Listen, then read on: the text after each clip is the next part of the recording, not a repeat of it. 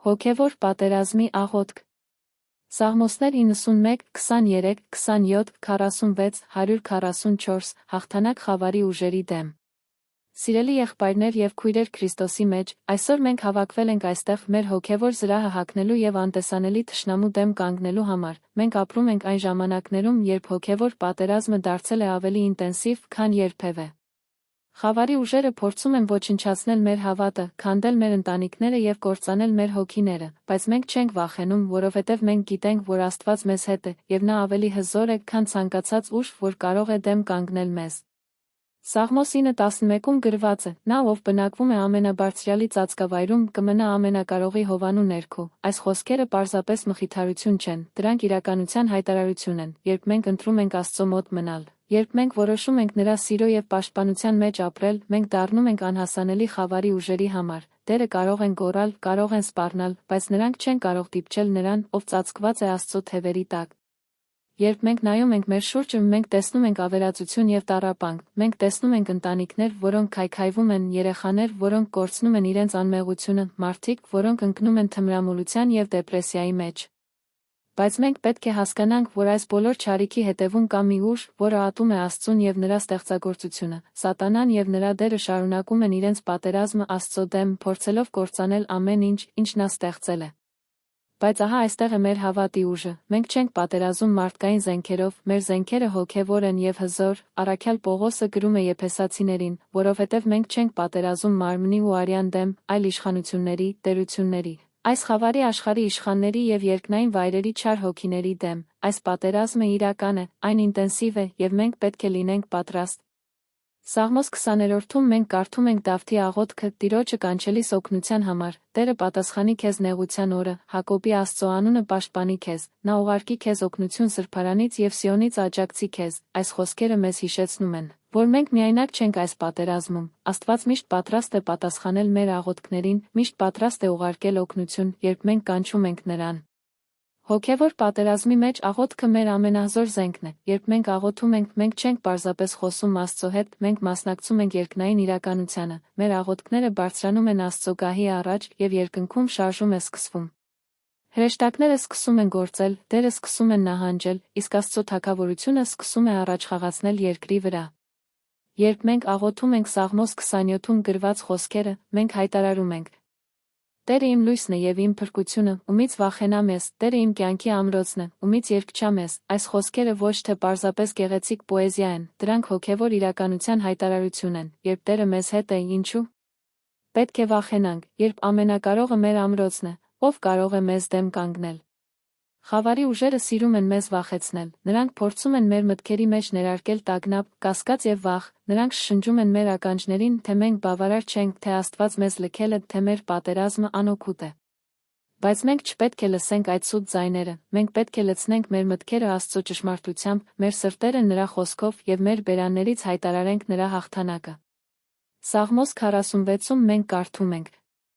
«Աստված մեր ապավենն է և ուժը, շատ հուսալի օգնություն նեղության մեջ, հետևաբար մենք չենք վախենա, թեկուզ երկիրը փոխվի և լեռները տեղափոխվեն ծովերի սիրտը»։ Ինչպիսի հզոր հայտարարություն է սա, անգամ եթե ամբողջ աշխարհը քանդվում է մեր շուրջը, անգամ եթե ամեն ինչ, ինչի վրա մենք հույս դրել ենք, շարժվում է, մենք չենք վախենա, որովհետև Աստված մեր ապավենն է։ Հոգևոր պատերազմում մենք պետք է սովորենք օգտագործել մեր հեղինակությունը Քրիստոսի մեջ։ Հիսուսը մեզ տվել է իշխանություն կոխոտել օձերի և կարիճների վրա և թշնամու ամբողջ զորության վրա։ Մենք ենք թագավորի որդիներն ու դուստրերը, և մենք կրում ենք նրա անունը։ Երբ մենք խոսում ենք Հիսուսի անունով, դերը պարտավոր են ենթարկվել։ Երբ մենք հրամայում ենք նրանց հեռանալ, նրանք պետք է հեռանան։ Բայց մենք պետք է նաև հասկանանք, որ հոգևոր պատերազմը պահանջում է կարգապահություն և նվիրվածություն։ Մենք չենք կարող ապրել մեղքի մեջ և ակնկալել, որ Աստծո զորությունը հոսի մեր միջոցով։ Մենք պետք է սուրբ լինենք, պետք է մաքրվենք, պետք է լիովին նվիրված լինենք Աստծուն։ Սաղմոսներն ու Սուրբ Գիրքը կարդալը, պահքը, աղոթքը և խոնարհությունը բոլորը էական են մեր հոգևոր զենքերի պահպանման համար։ Սաղմոս 144-ում Դավիթը աղոթում է. «Օրհնված է Տերը, իմ ժայռը, որ իմ ձեռքերը ուսուցանում է պատերազմի և իմ մատները մարտի»։ Աստված մեզ սովորեցնում է ինչպես պատերազմել, նա մեզ ուսուցանում է, թե ինչպես օգտագործել մեր հոգևոր զենքերը, ինչպես կանգնել անսասան, ինչպես գրոհել թշնամու դիրքերը։ Մենք չենք ծնվել այս գիտելիքով, մենք պետք է սովորենք այն, և Սուրբ Հոգին մեր ուսուցիչն է։ Մենք պետք է նաև հասկանանք, որ հոգևոր պատերազմը միայնակ չի մղվում, մենք ենք Քրիստոսի մարմինը և մենք պետք է պատերազմենք միասին, երբ մի հավատացյալ թուլանում է, մյուսները պետք է նրան ամրացնեն, երբ մեկը գրովում է։ Բոլորը պետք է նրա փրկության գան, մենք ուժեղ ենք, երբ մենք միասին ենք, երբ մենք աղոթում ենք միմյանց համար, երբ մենք կրում ենք միմյանց բեռները։ Սաղմոս 23-ում գրված է. Տերը իմ հովիվն է, ես պակասի մեջ չեմ լինի։ Այս ամենահայտնի սաղմոսը մեզ հիշեցնում է, որ մենք չենք միայնակ մեր ճամփորդության վրա, Հիսուսը մեր բարի հովիվն է, և նա մեզ առաջնորդում է անվտանգության։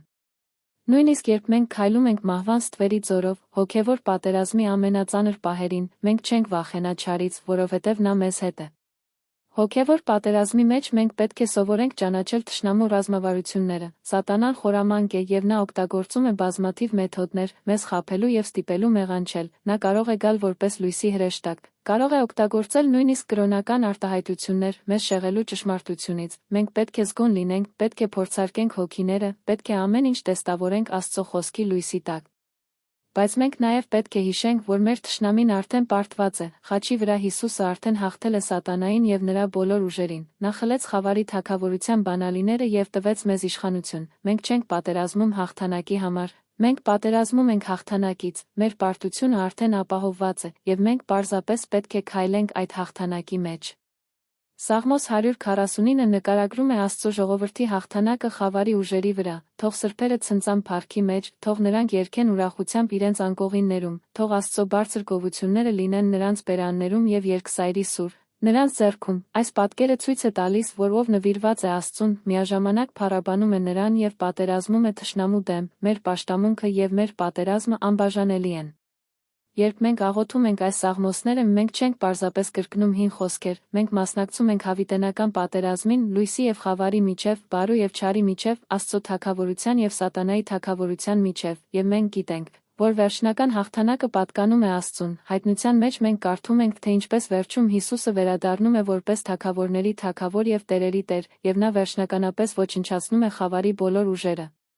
Մինչև այդ օրը գա, մենք պետք է մնանք հավատարիմ մեր պարտականությանը, մենք պետք է աղոթենք անդադար, պետք է կարդանք Աստծո խոսքը, պետք է հագնենք մեր հոգևոր զրահը, մենք պետք է լինենք լույսի երեխաներ այս խավար աշխարհում, պետք է կանգնենք ճշմարտության համար, պետք է սիրենք այնպես, ինչպես Հիսուսը սիրեց մեզ, և երբ մենք անում ենք այս բոլորը, խավարի ուժերը պարտվում են, Աստծո թագավորությունը առաջ խաղացնում է, և մարդիկ ազատվում են գերությունից։ Հիշեք, սիրելիներս, որ ամեն օր մի նոր հնարավորություն է պատերազմելու և հաղթելու, ամեն ռանկ նոր հնարավորություն է ընտրելու Աստծուն, ընտրելու լույսը, ընտրելու կյանքը, մի թուլացրեք, մի հիասթափվեք, մի հանձնվեք, կանգնեք ամուր, պատերազմեք քաջ, և վստահեք, որ Աստված ձեզ հետ է, նա, ով ձեզ մեջ է, ավելի մեծ է, քան նա, ով աշխարհի մեջ է, և որովհետև նա ձեզ հետ է, դուք կհաղթեք, ամեն դավաճանության դեմ, ամեն հարձակման դեմ, ամեն փորձության դեմ դուք կհաղթեք։ Քրիստոսի արյունը ծածկում է ձեզ, Սուրբ Հոգին ուժեղացնում է ձեզ, և Հոր սերը շրջապատում է ձեզ, արիք, Աստծո զինվորներ, և պատերազմեք բարու պատերազմը, հաղթանակը ձերն է Հիսուսի անունով։